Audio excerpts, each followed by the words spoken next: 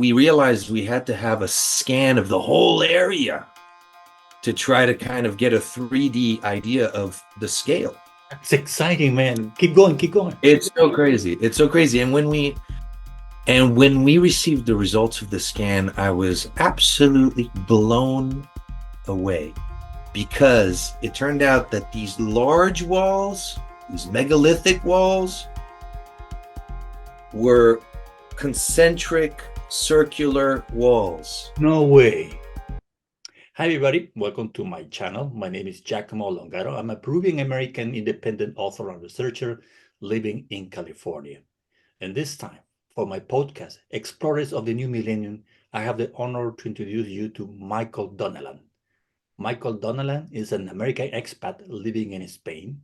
He's a filmmaker, documentalist, special on 3D effects, used to work for blockbusters in Hollywood. He also is an archaeologist and speaks Italian, Espanol, and French. But he's involved in a project that has to do with Atlantis. Michael, welcome to this podcast, Explorers of the New Millennium. How come How you are landed you, in Giacomo? Spain? How come you landed in Spain, Michael? Please tell us. Well, thank you very much for introducing me. It's been an 8-year process, and it started roughly 2015, 2016, when my partners and I, my partners being some of my colleagues in England who belong to a company called Merlin Burroughs, have a technology, a variety of technique, I'll say, really, because we mix technologies depending on the scenario to identify structures embedded in soil and sometimes water. And these structures are all sorts of things, from shipwrecks to temples to old buildings and stuff from the Second World War all the way to prehistory. Essentially, these technologies allow you to scan a certain area and try to identify artifacts. And usually that identification of artifacts, that process, comes after a much earlier process of investigation. And in 2015, 2016, after I'd already worked with them for a year, and the first, every month we were going to a new place. And first it was Egypt, and we have 3 discoveries over there. We have projects in England, a shipwreck in the North Sea, which is an incredible story all by itself. And I'm the first person with our team to open this shipwreck, so to speak, because it was burned for the first time in 350 years. I Wow. started to realize that the techniques worked. And one day, our dear Timothy Akers said to me, "Do you like southern Spain?" I said, "Sure, why?" And he started to talk to me about the fact that he had spent the last 20 years researching a series of structures throughout the Andalusian coastline and in the land that were very bizarre, and they were apparently man-made, and they were structures that seemed to be outside of the historical written record. So I came here for the first time on our first trip in 2000, end of 2015, beginning of 2016. And right from the very beginning, I started to realize that there was something very unusual going on here. And if there's a technology available, we have it, we use it. So it all starts with these satellite scans, but that's only to give you an indication of if there is something in that field, for example, and if it looks, and if it seems to reflect any kind of or something like that. And when you fly drones, you start to realize from the air, you start to look down and you have this very strange and very useful bird's eye view of whatever's down there. And if it's underwater, then we dive. So we mix all sorts of technologies, from hydrographic hydrographic scanning technologies like the multi-axis echo sounder, and then with drone technologies like LiDAR, if we're filming in a wooded forest area, infrared. And Wow. we've been discovering throughout this coastline an incredible amount of structures, which, like I said earlier, had never been registered on the historical record. And they all seem to belong to a timeline preceding or as old as the Chalcolithic period. So we're talking about 10, 12,000 years ago. And the most extraordinary of our discoveries happened just 2 years ago, which is a very large underwater city. Now, we've dived there hundreds of times. It's a very complicated area to dive. We because of the visibility and the currents, and we've confirmed that it is man-made. It's not natural. It's not to be confused with some of the natural formations which can occur along this coastline due to tectonic movement. These are genuinely man-made structures You are represent. talking about megalithic structures under the water, Michael? Yeah, yes, and yes and no, in the sense of obviously megalithic, large stone. There are some of the walls. This is what is amazing about this discovery under the ground, under the water. These walls show a variety of different styles, meaning there are some what we call the primary walls. The primary walls are megalithic. They're made up of giant cut stone blocks, and they Wow. form a series of huge walls. Whereas at their sides, on sort of, they're giant, they're 7.5 meters tall, and on the ground level, there are a series of smaller walls, decorative elements, columns, structures that show the construction of smaller buildings. So we had decided that it was after X amount of dives, I don't know, dozens of dives at this point, we decided that we needed to have an understanding of what, because when you're diving, imagine you're wearing your bottle, right? Your tank. Your tank probably going to last you 40-45 minutes if we're lucky, right? You're not swimming very far in that amount of time. And many times we're going back to the same place. And so we realized we had to have a scan of the whole area to try to kind of get a 3D idea of the scale. That's exciting, man. Keep going, keep going. It's so crazy. It's so crazy. And when we scanned it, which is an extremely laborious process, so you have to troll the boat up and down for about 7 hours. And throughout that process, you start to fill in the topography of the bottom of the ocean. And when we received the results of the scan, I was absolutely blown away, because it turned out that these large walls, these megalithic walls, were concentric circular walls, No way. canals in between with, you'll see it. I've sent you the links, but it's so obviously first of all, it's man-made, but it has so many clues. You can tell both from the underwater footage that we've seen ourselves and from the scan, you can tell that whatever was there was hit by an ocean-bound impact, right? So there was, now this is a tsunami area anyway. There was at some point, there have been many tsunamis here.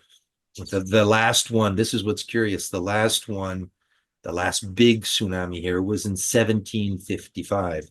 And at that time, do you know when a tsunami hits, Yeah. the water retreats first? First, yes. There are written records from the people, from the locals, saying that when the waters retreated, they saw a city emerge from under the sea.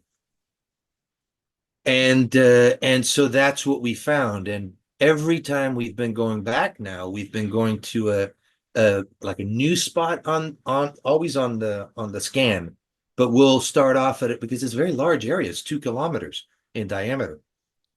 So and just 2 weeks ago we went out on the boat again, and our biologist Luis popped up after the dive and took his mask off with a big smile and said, "I knew it. It's man-made. It's no question about it."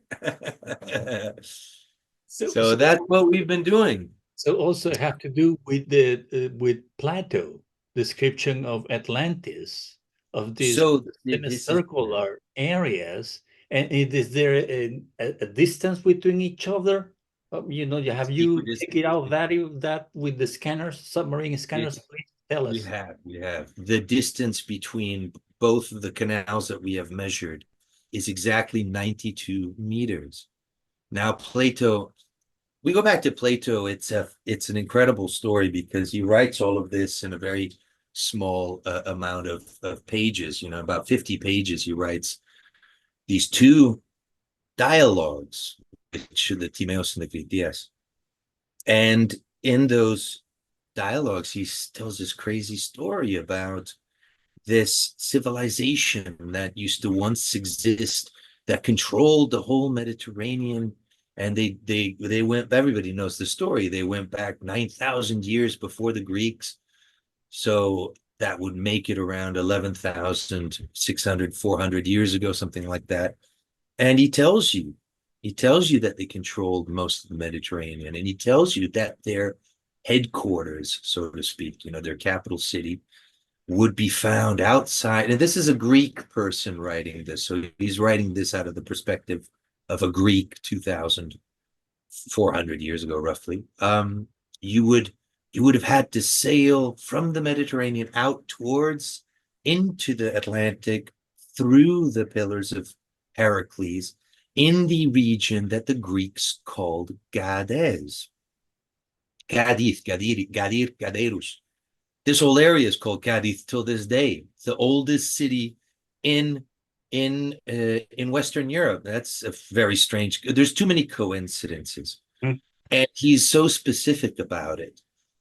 And throughout the centuries, there have been a wonderful variety of ideas proposed for where this place could be. Some people say in Santorini, other people say Malta, some people say Peru, not Peru, sorry, the Bimini Road, where's that, Cuba. Some people say the Azores, some people say the Canary Islands. I believe that if it was a civilization that had control over the entire Mediterranean, first, that tells you a lot. But I think that Plato tells you specifically where the capital city was. Yeah. And even though I believe that these other places like Malta, like Sardinia, I believe that they had a connection. It only makes sense. What we seem to have found is two incredibly coincidental, because it reflects everything Plato wrote. And if it isn't Atlantis, it's even more interesting, in my opinion. So at that time, because it's submerged at a certain depth into the ocean, do you consider the possibility that there was a change on the sea, in the ocean, due to a natural disaster with other people, the Younger Dryas? Oh, yeah. No, there's no doubt from the analysis that we've done on the scans and from the underwater photography was the first time that we started to notice that there was all this rubble, and the rubble was fallen to the north towards the land, right? When we saw the scans, we flipped out because you can see in the scans that these giant walls are not only dislodged considerably inland, that all the rubble is fallen and tilted inwards. which is evidence for an ocean-bound impact. No question about it. Are these walls similar to any other ancient architecture in different parts of the world? You name it. There's a few things that we've been able to determine. We've been able to determine. Now, keep in mind that the footage is, everything we do is non-invasive, so we don't touch anything. We're scanning and filming. And these structures are covered with a plethora of underwater sea life, as you can imagine, after so much time. But what we have been able to determine is that there is a mix of architectural styles. The central large walls are megalithic in nature. They seem to have a canal carved that runs along the top ridge of these huge walls. What those canals could have been, I don't know, maybe water canals, fresh water, don't know. But you see megalithic stones physically dislodged from their original resting place, and you can tell that these walls are giant megalithic walls. The walls on the sides are more sort of to the scale of an ancient any culture you can imagine, from South America to Egypt to Rome. There are smaller, more refined decorative elements that we found. The stones that are hand carved that you might see sort of in a doorway, as a sort of a, we found. So to me, another thing that we found, sorry, an upper central area in the circular cityscape that we've come to call the Acropolis, because on top of this upper raised area, we have what look like the foundations of perfectly rectangular structures that are facing the cardinal points, that are oriented to the south and the north. Easy.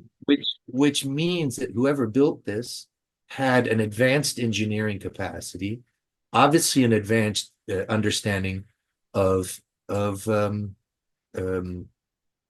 astronomy, so and general sciences. So it's something to me. And plus, to keep in mind that if it was built like this on the water with canals, I'm assuming without a doubt that they were a seagoing people.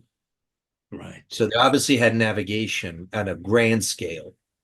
So it's the questions as to whether they were advanced or not, certainly advanced enough to build that. That is incredible. Who's part of? Sure, you're also the executive producer of Ingenio Films, or Films Right. Ingenio, and you have a group Right. of friends that you are the director. You've Yes. been recording everything since the very beginning. Yes. Blew me away, all the trailers I've seen on your and conferences, and you guys have been also at the same time keeping a low profile in your research. We have a great team of people. We've been very lucky because we wanted to approach this subject without forgetting any field at all. I'll give you an example. When you find a shipwreck that's never been registered before, your objective is to identify the shipwreck. So you find it, you try to determine whether it's the right dimensions and the right location of where they said it sunk, 200 years ago, whatever it might be. And then you try to identify the shipwreck by finding a bell or a cannon or something that tells you this is, what it was, or a material sample that to match it with the material samples of ships built at that time, all sorts of ways to. In this case, it's so much more complicated because we're talking about potentially an ancient civilization. So, Michael, you have a group of people with you, a team working with you into this project. Can you mention, who these people Our are? team it's a wonderful team, and it's a pretty expanded team. In the case of Atlantica, we've been able to collaborate with a variety of experts. of all types, from archaeologists to geologists. Our head archaeologist on the project, Digby Stevenson, is an expert on Iberia at University College London. We've got Jeffrey Tassi, sadly passed away, but he was a professor of Egyptology at UCL. All very established archaeologists. We have local archaeologists here, geologists as well. Even our biologist, Luis Silva Caparro, fantastic guy. All of these different fields help to validate our findings from every level possible. We have our dive team members, Rafa Donato, Tete Fernandez, we've got Boris Martinez, we've got Luis Silva Caparro, we have Jose Manuel Avila. And these guys and a bunch of other divers who work on our group, terrific guys, and they had come across these structures about 11 years ago, not knowing what they were. They had no idea. They'd never read Plato. And we became friends when I moved here. And they knew the work that I was doing and conducting. And they very excitedly told me about these things that they'd come across several years earlier, and they had no idea what they were. What a weird coincidence. What a weird It coincidence. was, yeah, it was a really weird coincidence. And he said, and one day Boris and I said, let's go out and check these things out. And oh, and I should also mention our scanning partners, Sergio and Alejandro Aleo, who work with Prisma, Tecnología Hidrográfica, and their technology, which we use, is unbelievable. It gives you a centimetric topographical model of what's under the water. And together going out to this place on so many numerous occasions, we were able to collect all of this data, all of this evidence for the very first time, showing what we have found. And what we found is something the world needs to see. What we have found is an ancient underwater, hidden, sunken city. It's really remarkable. It's really remarkable. Like, I think about it and I go, this can't be real, but it's real. And it's there. So when are you thinking to release this all to the public, Michael? Any agenda, any schedule for the near future? Yeah. So the first series, there are different episodes. The first season is finished. We were going to first do 6 episodes because I have so much material that our first concept was to do 6 episodes. And then when we found this submerged city, I said, no, let's just do 3 episodes and get that out. And because otherwise we'll be going on forever. Now, the first series is complete. It's in distribution, with the second series in the works, and that'll take very little time to finish because it's practically filmed already. And a third series, so 3 more. We're finding a lot of material. And remember that the series they're not 2 separate things, the project and the series. They're the same thing. The series is a visual documentation of the discoveries that we're actually making. So they go hand in hand. So that's where we are right now. It's in distribution, and we're just waiting to see what platform is going to come out on. We have presented it at the Cadiz International Series Festival, which was fantastic. We received like a 10-minute standing ovation. It was really amazing. Yeah. And it was a great place to premiere the series because it's here that we found it. So in this case, you are about to reveal to the world a major discovery. Major discovery, yeah. A major discovery. In other words, I will say, people will identify this finding Atlantis, Michael. This is what we're talking about. People, whether we like it or not, will say, this is Atlantis. It always has been there, and Plato was right. it was not a tale, because it would have been a political message that some people rightly say, why he have to do all these distances, why he have to take all these measurements, why would he have to tell all this if this is a political myth? Now you go there, you scan the area, you find stuff, a 7-meter high wall, that Yeah. in that time was on the surface, right? At that Yeah. time Yeah. was on the surface, and it was the entrance to a citadel or a Yeah. city, you know. Exactly. Yeah. So Yeah. this is surreal. So It's finally, surreal. we can It's surreal. we can say, this is it, and it will open the Pandora box, Michael. Do you know, we have this sort of an agreement in the team that we shouldn't, we all have, like some of the guys on the team never even believed the story of Atlantis at the beginning. Now they certainly do. Okay. Um, and so we have this, whereas other people always believed in it. But now we've come together with what we have, and we're all very aware of the fact that what we found, if you look at this, the data, look at the geological data. You study the geological data of this coastline, and you recognize that the depth is roughly 20 meters. The distance from the shore is roughly 4 kilometers, right? So you determine from this data that the geological age coincides with Plato's descriptions. The location coincides with Plato's description. The cataclysmic damage that we see on these underwater structures coincides with Plato's descriptions of what happened to this place. The geological sedimentation on the coastline, meaning the sand deposits and the shell deposits that you find in this area, coincide with the timeline given by Plato and coincide with the fact that Wow.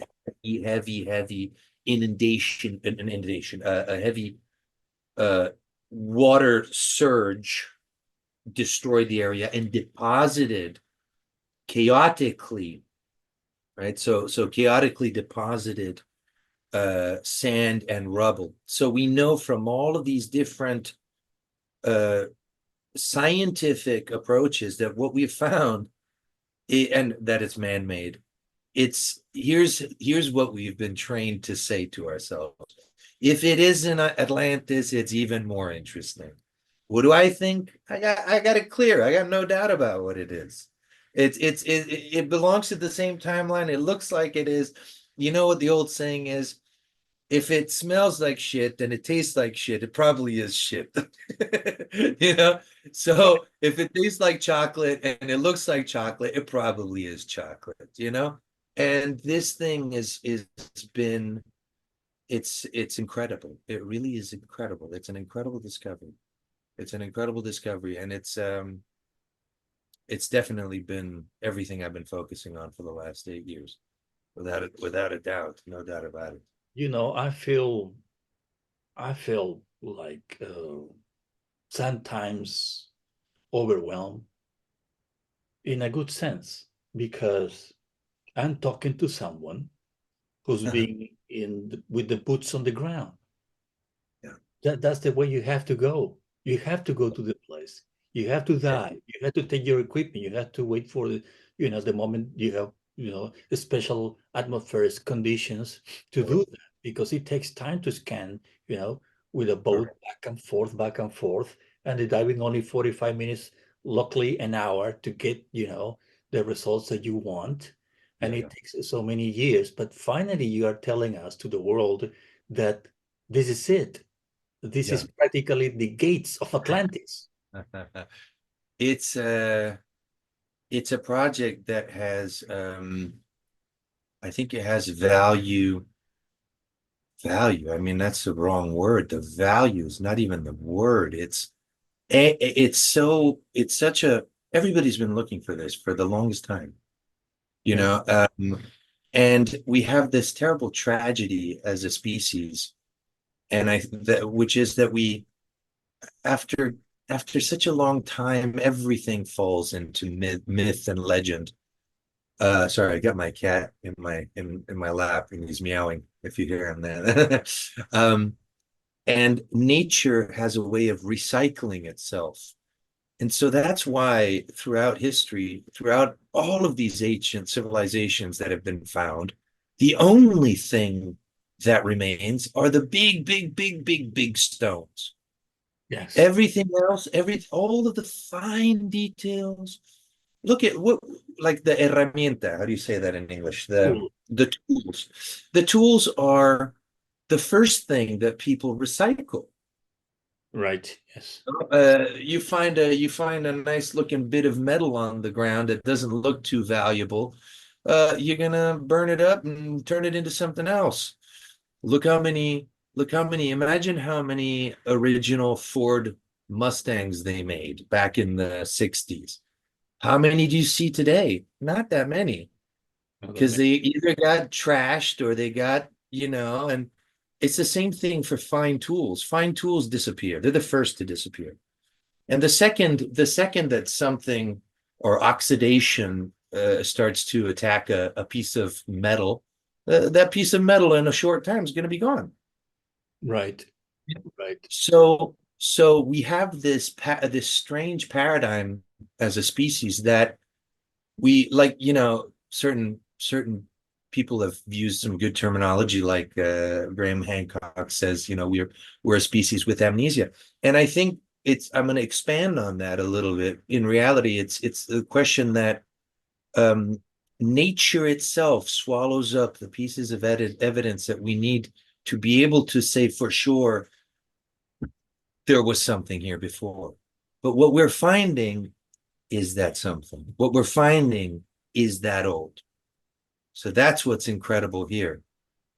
So it shows, and I think with what we're finding in what we're finding here, but what other archaeologists and other researchers are finding in other parts of the world is just a clear statement of how much older are we really? Mm-hmm. That's